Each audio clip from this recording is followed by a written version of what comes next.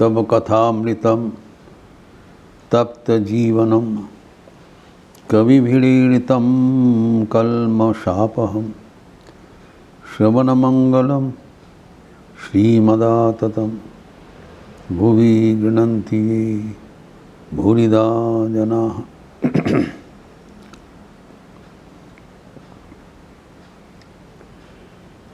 भगवान श्री रामचंद्र के लंका विजय के उपरांत अयोध्या में प्रत्यावर्तन के उपरांत राज्याभिषेक हुआ एवं राम राज्य सुप्रतिष्ठित हुआ, जिसका सुनाम अभी तक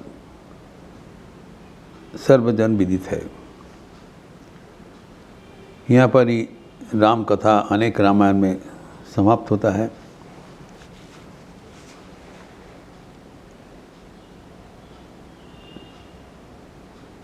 सुप्रसिद्ध तुलसीदास की रामचरितमानस भी यहाँ पर ही समापन करते हैं एवं इसको आगे जो सीता का द्वितीय बार वनवास उल्लिखित है, अनेक इसमें कंट्रोवर्सी है, अनेक व्यक्ति नहीं मानते हैं, विशिष्ट व्यक्ति भी, जिसे राम भद्राचार्य एवं अनेक प्रसिद्ध ग्रंथ में इसका उल्लेख नहीं है। लेकिन वाल्मीकि रामायण में उत्तराखंड में उत्तरकांड में इसका उल्लेख है। कोई कोई कहते हैं कि ये प्रक्षिप्त है, interpolated later on, original Valmiki Ramayana में नहीं था, ये बाद में इसको प्रक्षिप्त कर गया था, जैसी कंट्रोवर्सी है। लेकिन न केवल वाल्मीकि रामायण,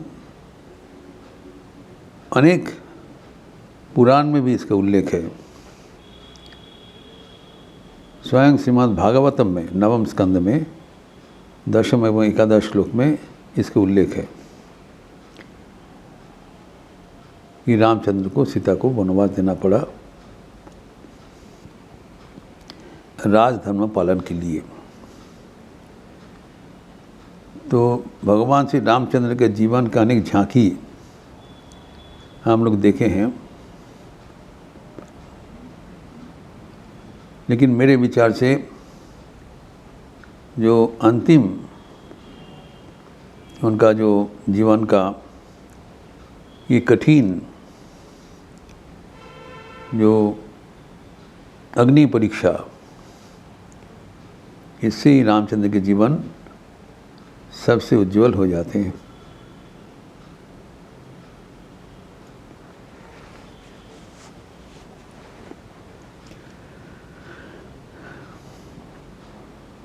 रामचंद्र जब वनवास में यात्रा किया था तब सीता जी को साथ में नहीं ले जाने का संकल्प किया था। कारण उनके माताओं को देखभाल करना एवं सीता राजनंदिनी है, राम के लिए उतना कष्ट स्वीकार करना कोई औचित्य नहीं होता है। लेकिन सीता देवी अपने इच्छा से ही रामचंद्र के साथ वनगमन किया था। कारण उन्होंने कहा रामचंद्र के बिना उनका अस्तित्व संभव नहीं है। स्वेच्छा से राम के साथ वनगमन किया। लेकिन अभी जब राज कार्य सुचारू रूप से चल रहा है, तब गुप्तचर से संवाद प्राप्त हुआ कि राज्य में राम के खिलाफ अनेक प्रकार का नकारात्मक मंतव्य आ रहा है।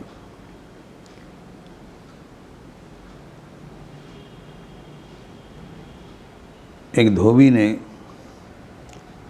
उनके पत्नी को परित्याग करने का निर्णय लिया। वो रात में दूसरे किसी के साथ रात्रिवास करके सुबह जब आए तब उनको कठोर भाषा में तिरस्कार करते हुए ध्रुवी ने बताया, मत सोचो कि मैं रामचंद्र जी से हूँ, क्योंकि बाहर में रहने वाली पत्नी को सादर घर में ले आएंगे। अर्थात राज्यवासी का मन में ये सोच आया कि जब रावण का घर में इतने दिन वो कैद में बंदी थे, भले ही सुना जाता है कुछ अग्नि परीक्षा किया था, लेकिन हमारे सामने तो ऐसी कोई छुआ नहीं, हम कैसे उसको सती साथी मान लेंगे।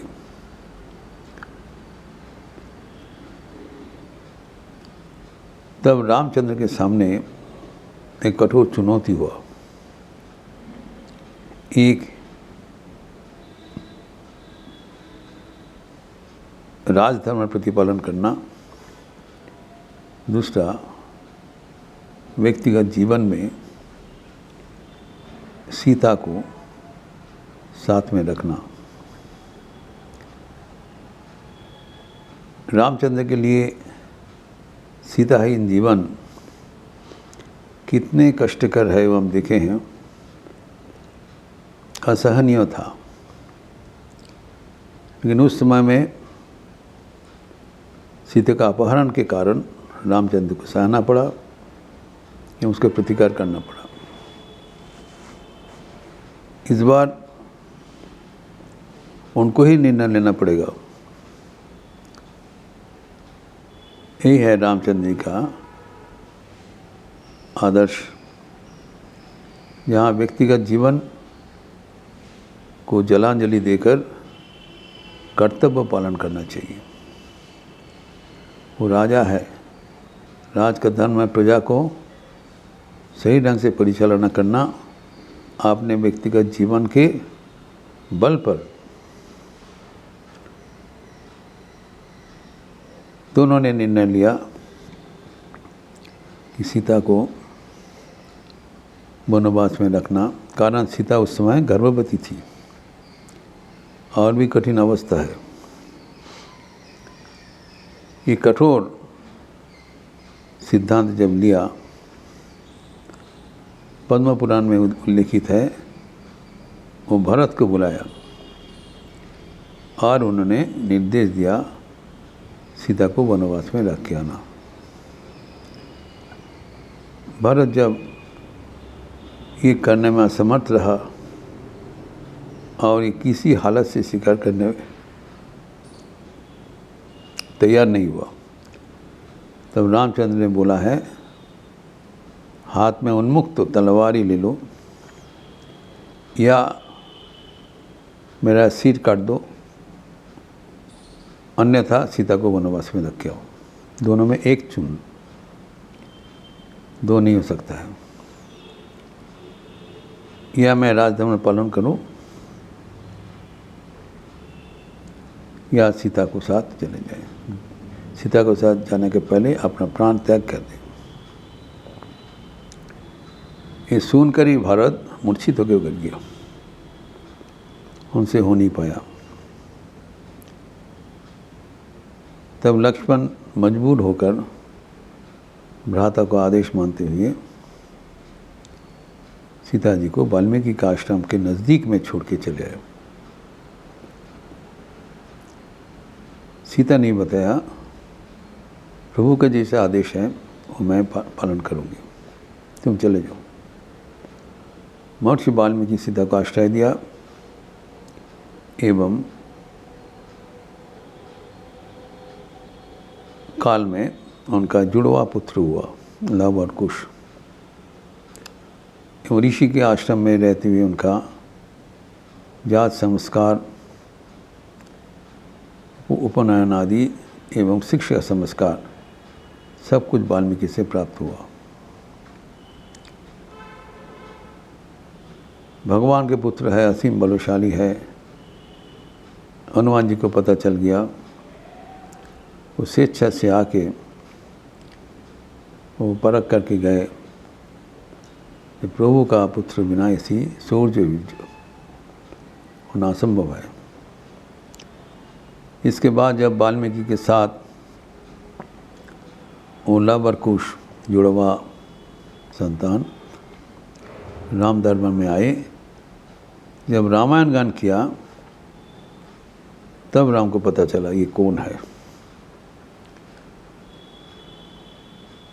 जब उनको पता चला तब वाल्मीकि के साथ उनको पूरा परिचय मिल गया, क्या हुआ था। इसके बीच प्रजागण का भी बहुत आक्षेप हुआ। उन्होंने भी चाहा था कि सीताहीन राज्य श्रीहीन हो गए। उनका वापसी के लिए प्रजागण से ही सादर आक्रोश हो रहा था। तो रामचंद्र जी वाल्मीकि को बताया, सीता जी को बुला के लाइए। लेकिन बुलाने के बाद जब पुनः उनसे आग्रह किया गया था कि आप वनवास में जाकर भी आपका जीवन पवित्र था, इसका प्रमाण के लिए पुनः अग्नि परीक्षा करें, तब सीता जी सबके सामने उन्होंने कहा कि मैं अगर पवित्र हूँ एकमात्र राम बिना और किसी को चिंता नहीं किया हूँ, तो माँ धरती आके हमें गोद में ले ले, बहुत हो गया।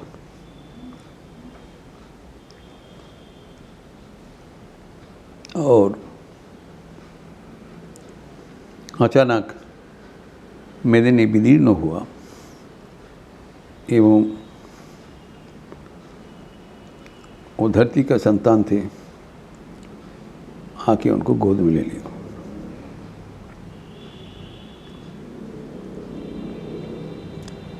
जाने के पहले रामचंद्र जी को निवेदन किया कि प्रभु आप जब जब अवतरण करेंगे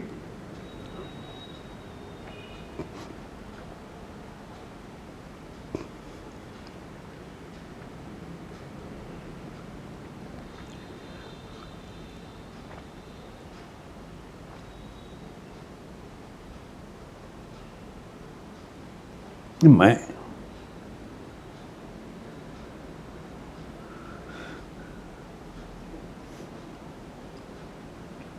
ज़रूर आऊँगी, क्योंकि अवतार संगिनी है, शक्ति बिना अवतार रह नहीं सकते।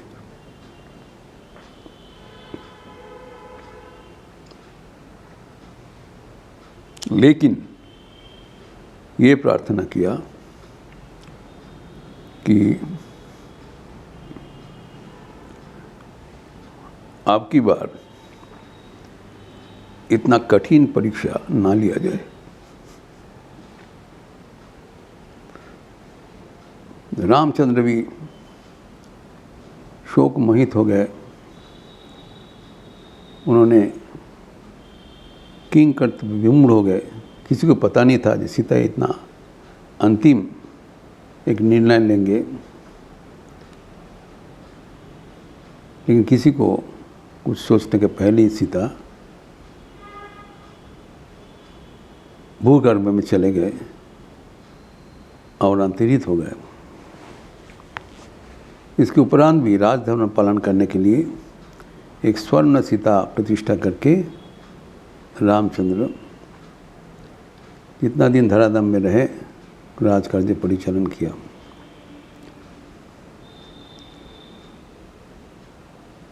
इसके पश्चात रामचंद्र का क्या जीवन का रूपरेखा था, वो अंतिम चर्चा करते हुए अगले दिन इस प्रसंग समाप्त करेंगे। ओम शांति शांति शांति। हरि ओम तत्सत। श्री राम कृष्णार्पणमस्तु। आप लोग अच्छा रहिए, स्वस्थ रहिए, आनंद में रहिए। नमस्कार।